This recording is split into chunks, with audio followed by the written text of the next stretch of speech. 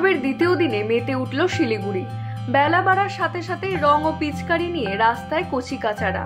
গতকালই বসন্ত উৎসবের মধ্য দিয়ে সূচনা হয় রঙের উৎসবের। শহরের একাধিক জায়গায় সাংস্কৃতিক অনুষ্ঠানের মধ্য দিয়ে উদযাপন করা হয় বসন্ত উৎসব। এদিন সারা দেশের পাশাপাশি শিলিগুড়িতেও মহা ধুমধামের সাথে উদযাপন হচ্ছে হোলি উৎসবের। রং খেলায় মেতেছে 8 থেকে 80 সকল বয়সের পুরুষ মহিলারা। পাশাপাশি অন্যান্য উৎসবগুলোর মতো শিলিগুড়ির বাঘাযতীন ময়দান চত্বরে রং খেলায় মেতেছে তরুণ প্রজন্ম।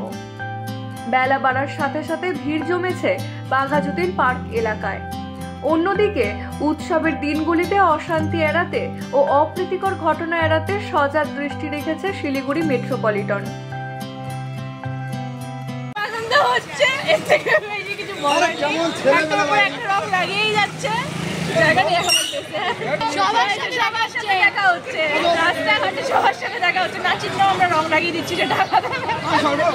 লাগছে। কালকে আমরা বসুন্ধরা আমাদের প্রোগ্রাম ছিল, তো কালকে আমরা বসুন্ধরা প্রোগ্রাম করতে গেছিলাম। আজকে এখানে সবার সাথে ফ্যামিলির সাথে হোলি খেলতে আমাদের খুব বেশি ভালো লাগছে।